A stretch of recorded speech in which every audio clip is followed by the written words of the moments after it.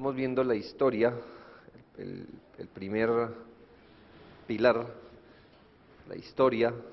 Hemos visto el concepto de revelación, revelación general, revelación especial, y estamos en el canon de la Sagrada Escritura.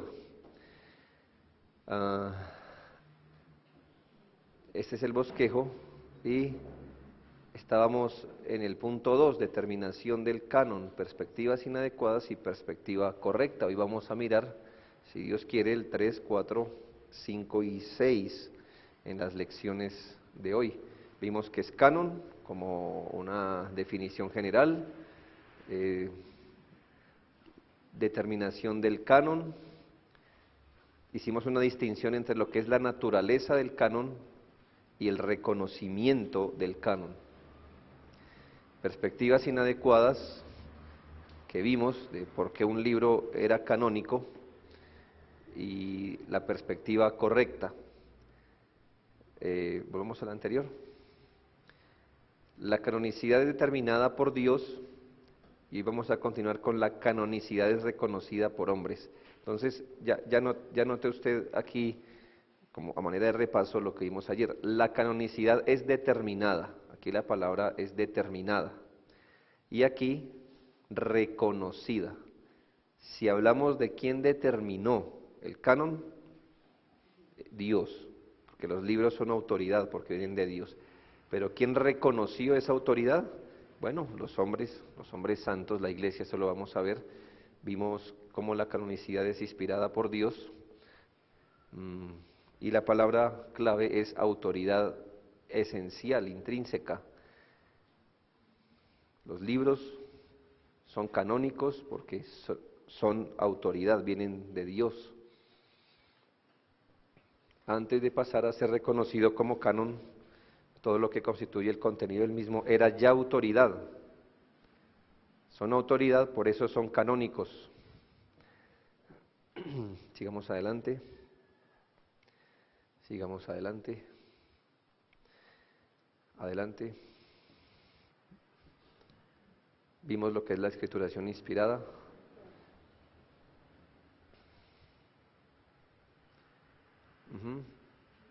Bien. Adelante. Muy bien. Así que hoy vamos a retomar el tema de la canonicidad es reconocida por los hombres, habiendo entendido que la canonicidad es determinada por Dios. Dios ha hablado, y cuando Dios ha hablado es autoridad, y debido a que lo que Dios ha hablado es autoridad, pues se ha convertido en canon. Pero vamos a mirar hoy la otra parte, el recuerdo del cuadro comparativo, la naturaleza del canon y el reconocimiento del canon. Así que vamos a mirar ese reconocimiento del canon de la palabra de Dios. Bien, para el reconocimiento y la inclusión de los libros en el canon sagrado, y entonces mire, para el reconocimiento, no determinación, eso fue de Dios, pero para el reconocimiento y la inclusión de los libros en el canon sagrado, el pueblo de Dios, guiado por el Espíritu Santo, se valió de ciertos criterios para reconocer los libros ya autoritativos. Muchos de los criterios fueron, por ejemplo, que el libro fuera genuinamente profético o genuinamente apostólico. Aún así, el pueblo reconoció la autoridad de esos libros solo por la obra del Espíritu Santo. Y aquí en este cuadro vamos a colocar en orden las cosas. Hablamos de la revelación de Dios, estamos hablando de revelación especial, dada en tiempos específicos a hombres específicos, lo cual ya vimos. Luego viene el proceso de la escrituración. Esta escrituración a veces fue inmediata, es decir, simultáneamente, mientras Dios iba dando su revelación, se iba escribiendo, o posterior a la revelación, pero sea inmediatamente o posterior, la escrituración se dio por inspiración divina. Ahora, estos libros, esta palabra de Dios escriturada por inspiración, solo por el testimonio interno del Espíritu Santo dio paso a una posterior recopilación. La palabra de Dios y el testimonio que da la palabra de Dios, el mismo testimonio, lo que la misma Biblia dice de ella misma, nos dice que es autoritativa. Pero esa autoridad no sería recibida por el hombre sin un cambio espiritual. El Señor tiene que abrir el entendimiento, el Señor tiene que dar convicción espiritual, tiene que cambiar al ser humano, darle un nuevo corazón para que éste llegue a reconocer la autoridad que tiene la palabra de Dios.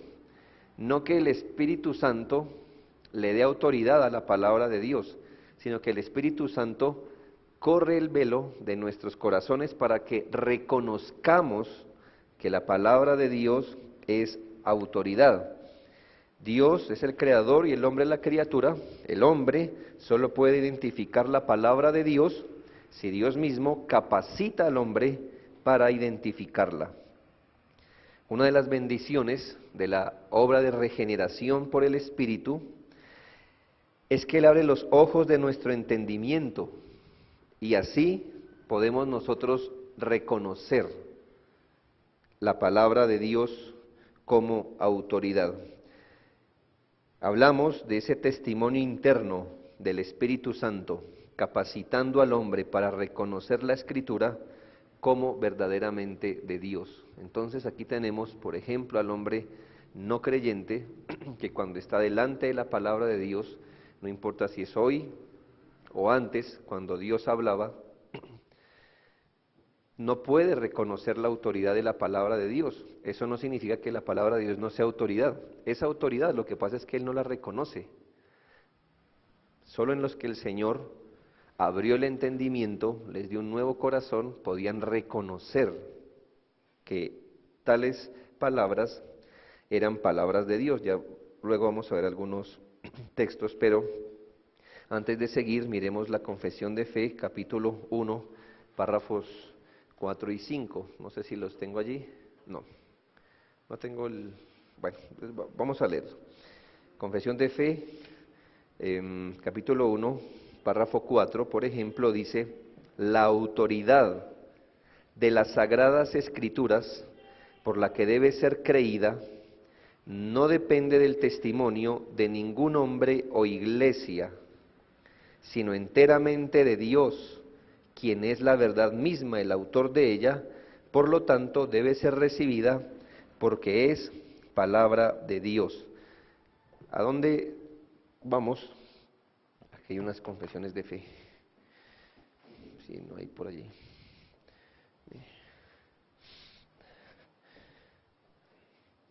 Y es muy importante este párrafo 4, porque nos enseña que la autoridad de la palabra de Dios, por la que debe ser creída, es porque es palabra de Dios. Usted dirá, eso me parece un razonamiento circular. ¿Por qué debo creer que la Biblia es palabra de Dios? Respuesta: porque es palabra de Dios. ¿Cierto? Piense esto. Si nosotros creyéramos en la autoridad de la palabra de Dios, por el testimonio de un hombre o por el testimonio de la iglesia, ¿ahí quién vendría a ser la máxima autoridad? Ese hombre o la iglesia que nos dice atiendan a esa autoridad. Pero ¿por qué deberíamos creer que las Escrituras son autoridad? Porque son palabra de Dios. El párrafo 5 dice, y aquí es una claridad: el testimonio de la iglesia de Dios, mire, tiene cierta utilidad, puede movernos e inducirnos a tener una alta y reverente estima por las Sagradas Escrituras y el carácter celestial del contenido, la eficacia de la doctrina, la majestad del estilo, la armonía de todas las partes, el fin que se propone alcanzar en todo su conjunto, que es el de dar toda la gloria a Dios, la revelación completa que da en el único camino de salvación para el hombre, y muchas otras excelencias incomparables, y la totalidad de perfecciones de las mismas, son argumentos por los cuales dan abundante evidencia de ser palabra de Dios. Así que todas esas cosas que leímos son un bonito testimonio y nos inducen a decir, sí, en efecto, esto es una evidencia de que estamos delante de la palabra de Dios. Pero, sin embargo, nuestra plena persuasión y certeza de su verdad infalible y autoridad divina provienen de la obra interna del Espíritu Santo que da testimonio en nuestros corazones por medio de la palabra y con ella.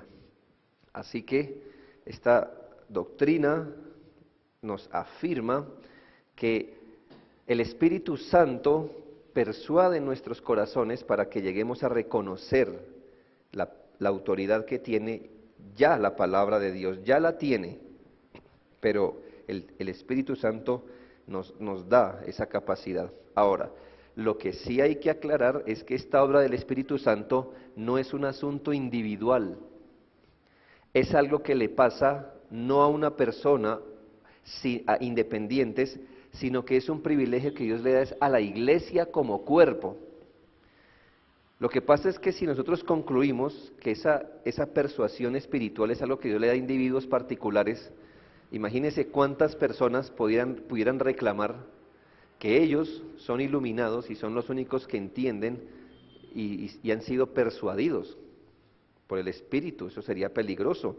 Eso sería otra vez volver al error de Roma, que solamente un grupo de personas autorizadas tienen el verdadero conocimiento de la palabra.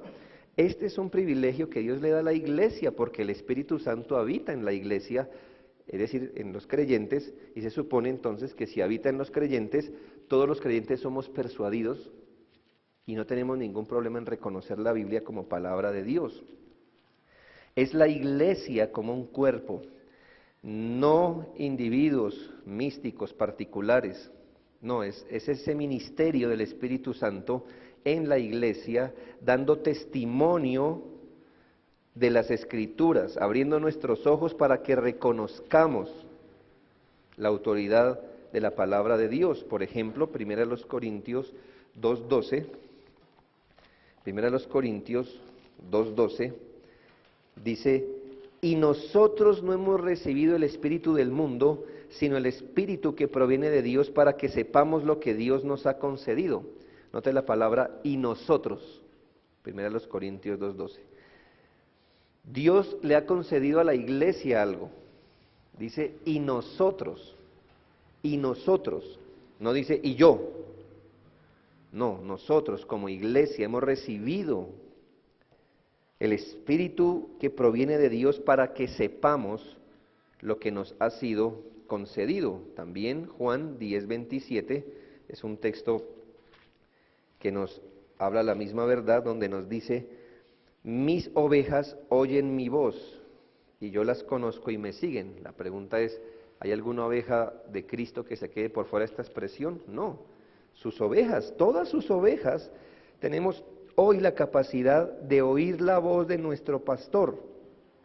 Esa capacidad la hemos recibido del Espíritu Santo para reconocer la autoridad que tiene la palabra de Dios.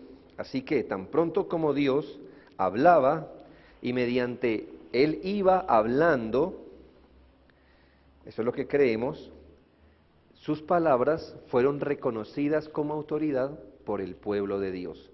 Entonces ayer, la pregunta que se nos hacía, entonces ¿cómo hacían para saber? Bueno, el Espíritu de Dios habilitaba a la gente, y otros que escuchaban la misma palabra de Dios con la autoridad divina no reconocían que lo que se hablaba era la palabra de Dios. Creo que es más claro cuando lo vemos un ejemplo en el Nuevo Testamento, la pelea del Señor con los intérpretes de la ley.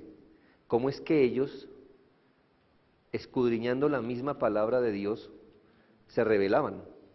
¿Sí ve? Así que se necesitaba una obra de gracia. El libro de la ley, les recuerdo, en el antiguo pacto, Dios quiso que eso que escribió con sus dedos fuera guardado dentro del arca del pacto, diciéndonos que eso que el Señor había dado no es cualquier literatura, no es cualquier palabra. Los sacerdotes deberían leerlo al pueblo, el rey debería tener una copia de él. En el exilio, o más bien el exilio, sucedió, ¿por qué? Porque Dios había dicho que si el pueblo no obedecía a esas palabras, iba a ser castigado. Entonces mire la autoridad que en sí mismo tienen estas palabras. Las palabras de los profetas fueron recibidas como autoridad por el pueblo de Dios, fueron rechazadas en su autoridad y por eso Dios castigó al pueblo. Estos profetas demandaban obediencia. Ahora, ¿qué ocurre? Esa palabra fue vindicada. Cuando aparecía un profeta, el pueblo de Dios obedecía. Y el resto que no era pueblo de Dios en su corazón se rebeló. Ahora, cuando el Señor cumplió las palabras de los profetas en el exilio, ¿habrá otra duda de que eran palabras de autoridad? No, su palabra también fue vindicada por el cumplimiento de el castigo. Entonces, de muchos pasajes del Antiguo Testamento mismo aprendemos que la revelación de Dios fue aceptada por el pueblo de Dios como autoridad tan pronto fue recibida. No había un lapso de tiempo entre que Dios hablaba y el pueblo como que meditaba si era eso autoridad o no autoridad y las obedecían. Tan pronto como Dios iba hablando, el pueblo de Dios las iba aceptando como autoridad. Cuando usted lee el Nuevo Testamento, se va a dar cuenta que no tiene ningún problema con la autoridad del Antiguo Testamento. El Nuevo Testamento no razona, ¿será que estas escrituras del Antiguo son verdaderas? No, el Nuevo Testamento asume que todo el Antiguo Testamento es completamente autoritativo, lo asume. Es verdad que en los tiempos del Antiguo Testamento ningún concilio general o sínodo declaró expresamente que el Antiguo Testamento tenía autoridad. Entonces, ¿cómo es que el Nuevo Testamento lo asume? Si no se reunió el pueblo de Dios diciendo, mire, queremos 39 libros. No. ¿Cómo es que el Nuevo Testamento puede considerar eso como autoridad? Bueno, es porque el pueblo de Dios lo recibió como autoridad cuando salieron de la boca de nuestro Señor a través de los profetas o directamente. Bien, entonces entremos a probar, llamemos así, esto. Vimos la definición de lo que es canon, vimos la determinación del canon, Dios determina el canon, la Iglesia lo reconoce. Hablemos del canon del Antiguo Testamento, en sus inicios y desarrollo. ¿Cómo se conformó este canon? El primer gran evento en la historia de la redención fue la redención del pueblo de Israel de mano de los egipcios. Con gran poder Jehová libró a Israel de los egipcios y los juntó bajo la sombra del monte Sinaí, donde inició un pacto con ellos. En el centro de este pacto estaban los 10 mandamientos, inscritos en tablas de piedra con el dedo de Dios. Y estas palabras divinamente escritas fueron el principio del canon del Nuevo Testamento. Ahí hay unos textos, al menos los de la ley, donde hay expresiones como toda la ley. Y el pueblo no se preguntaba, ¿toda la ley? ¿Cuál? Tenemos muchas leyes. ¿Cuál es la ley? No. Ellos sabían cuál era la ley que venía de Dios. Aquí se nos habla de unas tablas de piedra y nos habla de esta ley, como afirmándonos que el pueblo entendía, sabía lo que había recibido de Dios. Seguramente además de los 10 mandamientos, Dios reveló muchas más leyes y daba mucha más información de ese pacto que había establecido con el pueblo. Moisés, según la palabra de Dios, ratificó estos documentos cuando les roció sangre. Luego Dios mandó a Moisés que pusiera los 10 mandamientos dentro del arca del pacto, y luego entonces le dijo que pusiera el resto de los documentos del antiguo pacto al lado del arca. Podemos leer Deuteronomio 31, 24. Dice la palabra de Dios: y cuando acabó Moisés de escribir las palabras de esta ley en un libro hasta concluirse, dio órdenes Moisés a los levitas que llevaban el arca del pacto de Jehová, diciendo: tomad este libro de la ley y ponedlo al lado del arca del pacto de Jehová, vuestro Dios, y esté allí por testigo contra ti. Básicamente hablando, los 10 mandamientos escritos con el dedo de Dios quedaron dentro del arca. Y las palabras de esta ley, ¿dónde quedaron? Al lado del arca. Así que, ¿qué estaba diciendo Dios? ¿Cuál era el mensaje? ¿Qué es lo obvio que miramos allí? Que el pueblo de Dios, entonces, empezó a tener ciertos documentos venidos de Dios, ratificados por Moisés como siervo de Dios. Y esos documentos empezaron a formar, ¿qué? Una compilación de libros. No es que Moisés tenía una serie de documentos y dijo, bueno, armemos una Biblia. A ver, ¿con cuáles de estos? Y él o un concilio los empezó a incluir. Sencillamente Dios habló y le dijo, escriba. Él escribió, y esos libros, con autoridad, ya empezaron a formar, por decirlo así, parte de la lista. ¿Me hago entender? Entonces, ahí miramos. Dios determinó el canon y los hombres que reconocieron. Y ahí ya empezamos a ver, al menos de forma primaria, 10 mandamientos en el arca, al lado un libro de lo que se llama esta ley. Esta ley. Ahora, si saltamos a Daniel 9, es un texto muy importante.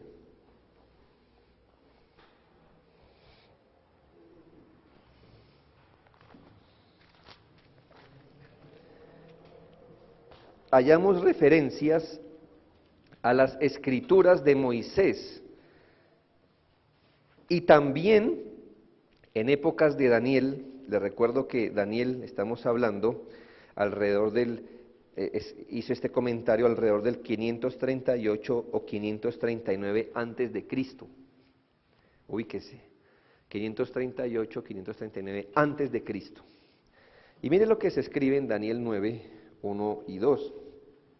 En el año primero de Darío, hijo de Asuero, de la nación de los Medos, que vino a ser rey sobre el reino de los caldeos, en el año primero de su reinado, yo, Daniel, miré atentamente en los libros el número de los años de que habló Jehová al profeta Jeremías, que habían de cumplirse las desolaciones de Jerusalén en 70 años. Ahora vamos al versículo 6. No hemos obedecido a tus siervos los profetas, que en tu nombre hablaron a nuestros reyes, a nuestros príncipes, a nuestros padres y a todo el pueblo de la tierra.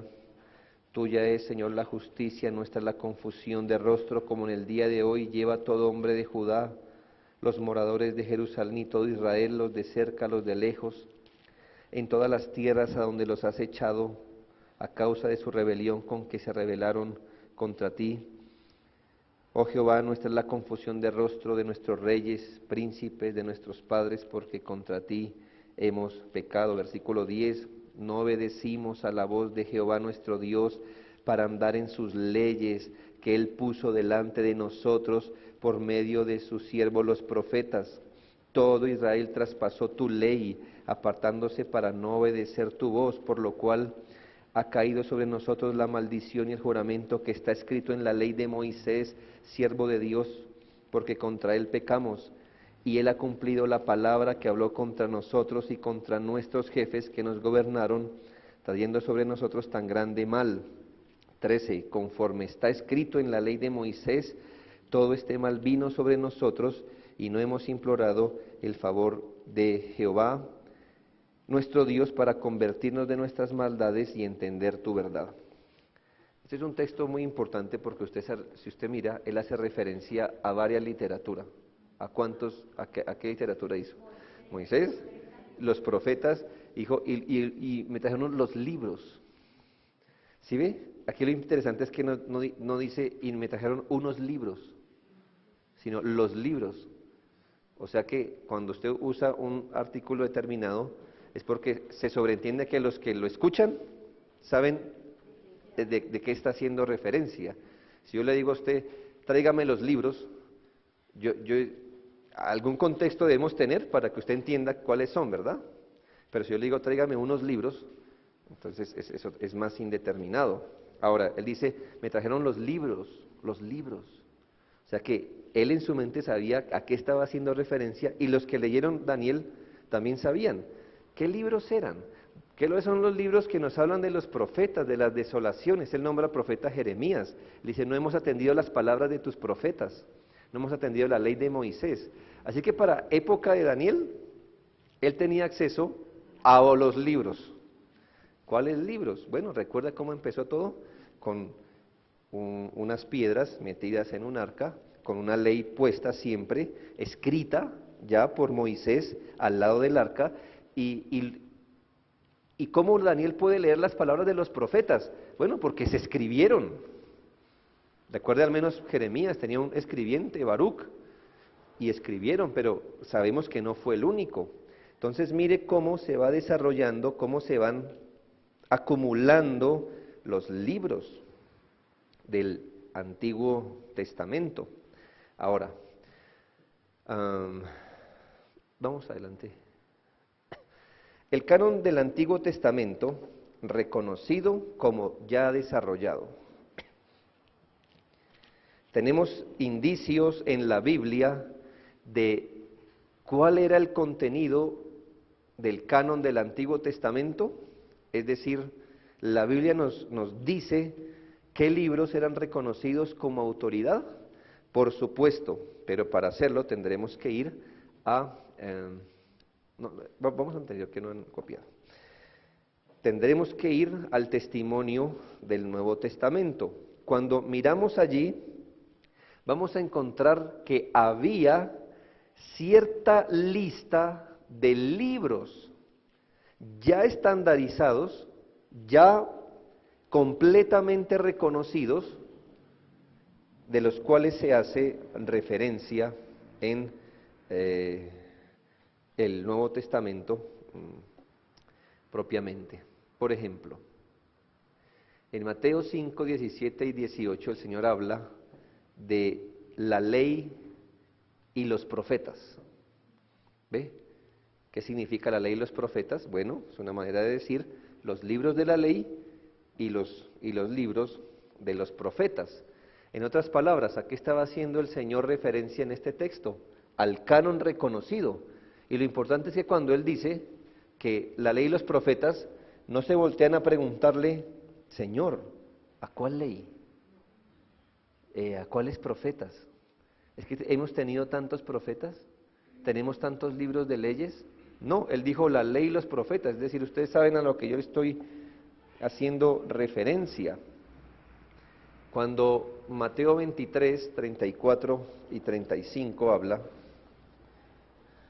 Mateo 23, dice,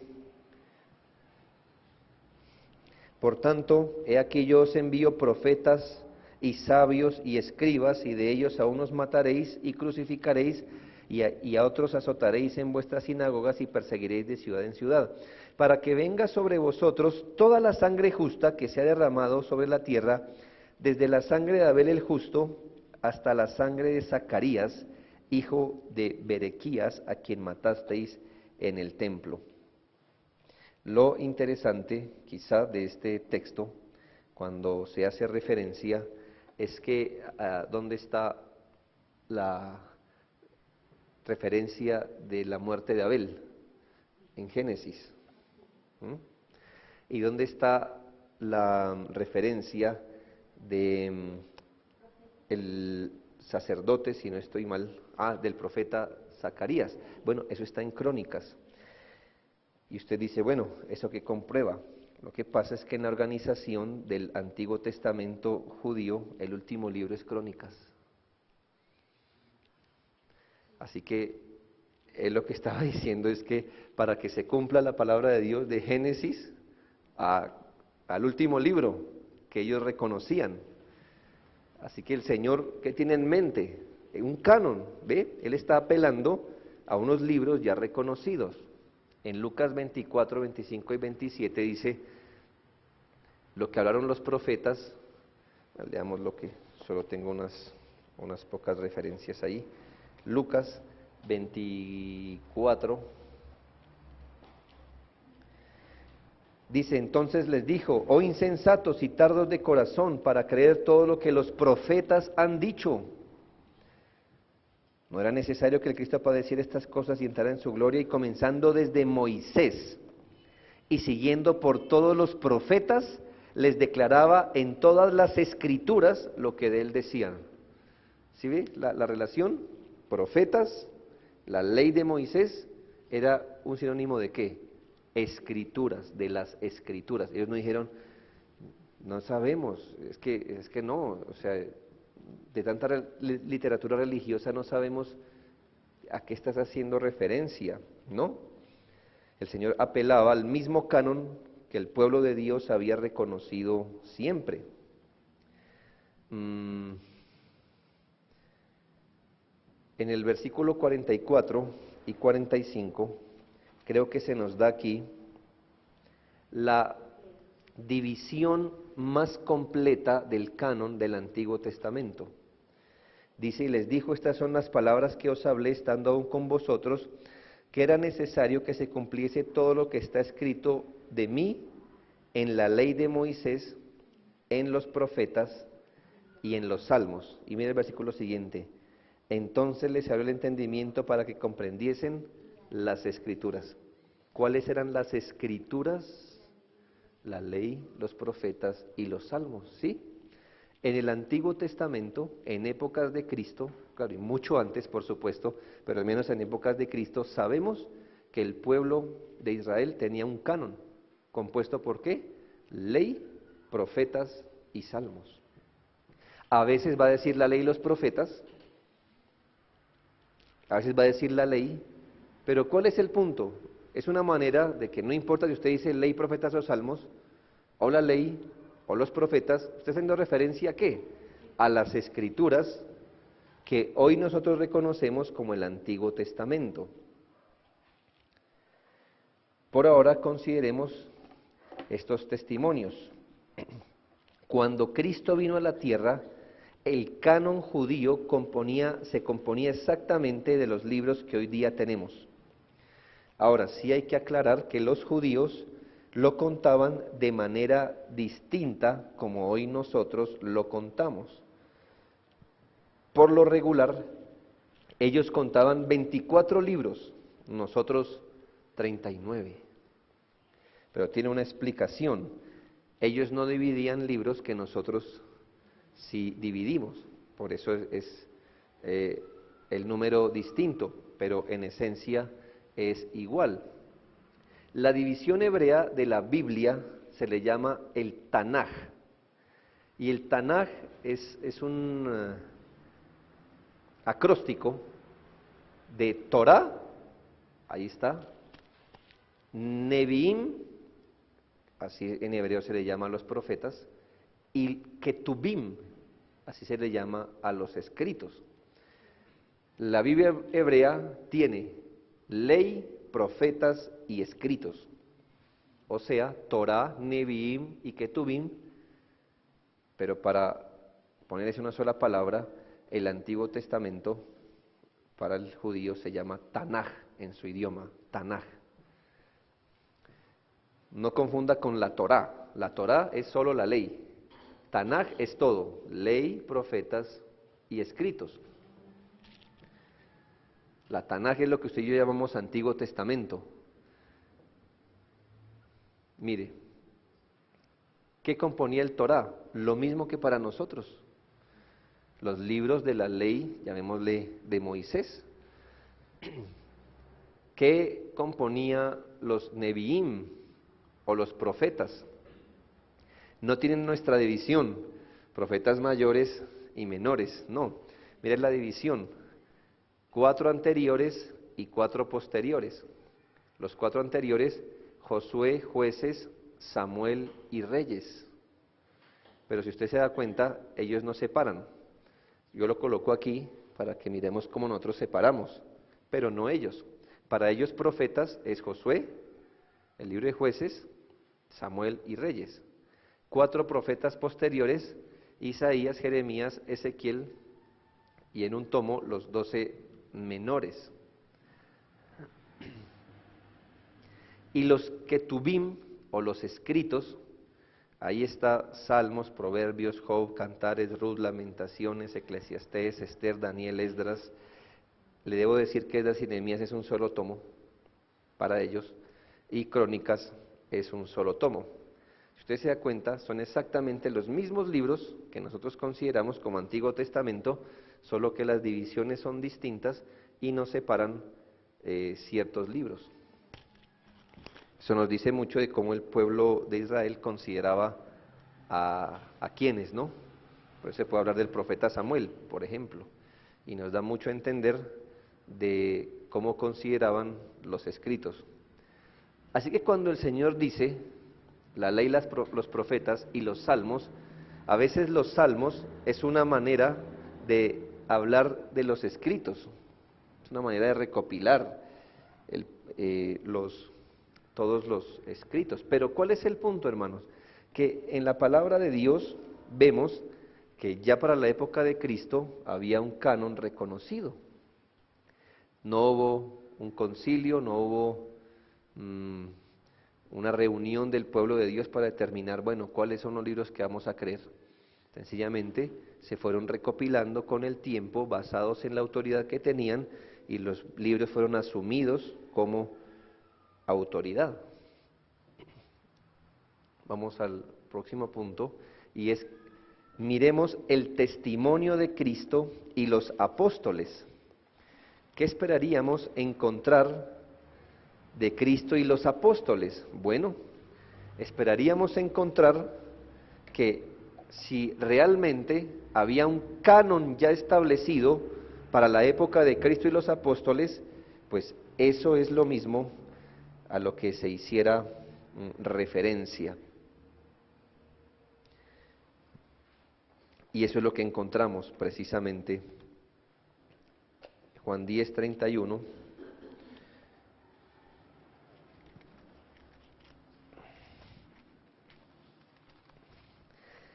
Dice, entonces los judíos volvieron a tomar piedras para apedrearle. Jesús le respondió, muchas buenas obras os he mostrado de mi Padre, ¿por cuál de ellas me apedreáis? Le respondieron los judíos diciendo, por buena obra no te apedreamos, sino por la blasfemia, porque tú siendo hombre te haces Dios. Jesús le respondió, ¿no está escrito en vuestra ley, yo dije dioses sois? Si llamó dioses a aquellos a quienes vino la palabra de Dios, y la escritura no puede ser quebrantada, al que el Padre santificó y envió al mundo, vosotros decís, tú blasfemas, porque dije, hijo de Dios soy. Aquí el Señor habla y hace referencia a la ley. Si usted se da cuenta, vuestra ley. ¿No dice vuestra ley? ¿No dice vuestra ley tal cosa? ¿Y sabe qué cita? Cita un salmo. Este texto que él citó, no dice vuestra ley, dioses sois, él está citando un salmo. Entonces para el Señor en su mente a veces la palabra ley es una manera de hablar de todo el Antiguo Testamento. no simplemente de los 5 libros. ¿Cuál es mi punto? ¿A qué apeló el Señor? Y los judíos me dijeron, no, Señor, cometiste un error. No, eso puede ser verdad para ti, en tu canon. Nosotros tenemos otro canon. Él puede apelar a la Escritura porque reconoce que para todos es reconocido el mismo canon. También, ya lo vimos en Lucas 24, 44, la ley, los profetas y los salmos. Debemos recordar que en la mayoría de las cosas, el Señor Jesús se opuso a la interpretación que los judíos daban de la Escritura, pero nunca les corrigió su canon. ¿Me hago entender? Él dijo, no han leído bien o no están interpretando bien, pero nunca les dijo, no me citen ese libro, que ese libro no es canónico. Ni al revés, ni cuando Jesucristo habló, le dijeron, no, ese libro no es canónico. ¿Me hago entender? El punto es, ya había un reconocimiento del canon. El Señor Jesús utilizó el mismo canon del Antiguo Testamento que tenían los judíos. El mismo término utilizado, ley y profetas, en Mateo 5, 17 y 18, nos muestra una manera como los días de Cristo se hablaba de los escritos del Antiguo Testamento. En Mateo 23, 34 y 35 ya lo vimos, la referencia de la sangre del justo Abel se halla en Génesis, la referencia de la sangre de Zacarías se halla en el último libro del Antiguo Testamento, para judío, Crónicas. Aquí el Señor hace referencia entonces a las Escrituras en todos esos textos. Ya los hemos repasado y leído. Mi punto es, los apóstoles y el Señor Jesucristo, ¿a qué Escrituras hacían referencia? Bueno, a las Escrituras que ya había un canon, ya se reconocía un canon. El punto nunca se discutió si era o no canónico una frase, un libro, simplemente se reconoció que ya había un canon, el Señor podía hablarles de las Escrituras, después les podía hablar de las Escrituras, se podía hablar de la ley, y ellos sabían exactamente a lo que se estaba haciendo referencia. Y antes de salir al descanso, quiero citar un testimonio extrabíblico. Para nosotros los testimonios extrabíblicos no son concluyentes. Con esto o sin esto, sabemos que nuestros libros canónicos son canónicos porque vienen de Dios y porque han sido reconocidos por el pueblo de Dios, por el testimonio del Espíritu Santo. Pero es interesante un testimonio extrabíblico, no para decir, ay, ahora sí creemos, sino para decir, bueno, mire lo que era reconocido en tiempos de Cristo.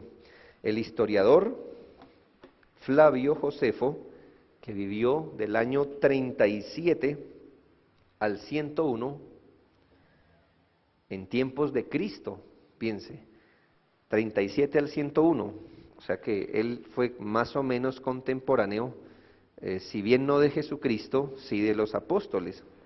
Hace referencia al canon del Antiguo Testamento así, dice, porque no es que tenemos, es un historiador judío, porque no es que tenemos una multitud innumerable de libros que se contradicen entre sí, sino que tenemos solo 22 libros que contienen el récord de todos los tiempos pasados y que justamente se consideran divinos.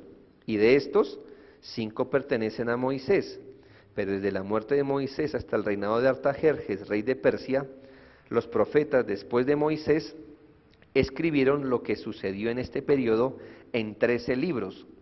Y el resto de los 4 libros contiene himnos a Dios, es decir, los salmos, y preceptos para la conducta humana, Proverbios y Eclesiastés. Es verdad que nuestra historia ha sido escrita después de Artajerjes, y él está haciendo referencia a los libros apócrifos, pero nuestros padres no le han considerado con la estima y la misma autoridad que los otros, porque no ha existido una sucesión exacta de profetas desde aquel tiempo. Así que un mismo historiador judío, ni cristiano, pero él reconoce que ya para la época había un canon y siempre lo había habido y el pueblo de Dios lo había aceptado. Así, él reconoce que ha habido un proceso en el que Dios ha venido hablando, en que se ha venido escribiendo, pero no hay un asunto complejo en el canon. Déjeme el último punto, que es que entro en un cuarto. El canon del Antiguo Testamento como revelación inspirada de Dios. Hay un texto que nosotros siempre citamos y dice: toda escritura es inspirada por Dios. Piense un momento. ¿A qué escrituras el apóstol Pablo estaba haciendo referencia? Exactamente en 2 Timoteo 3, 14 y 15. Si todavía no lo sabe, desde el versículo 15 dice, desde el 14, Pablo a Timoteo: persiste tú en lo que has aprendido y te persuadiste, sabiendo de quién has aprendido, y que desde la niñez has sabido las Sagradas Escrituras.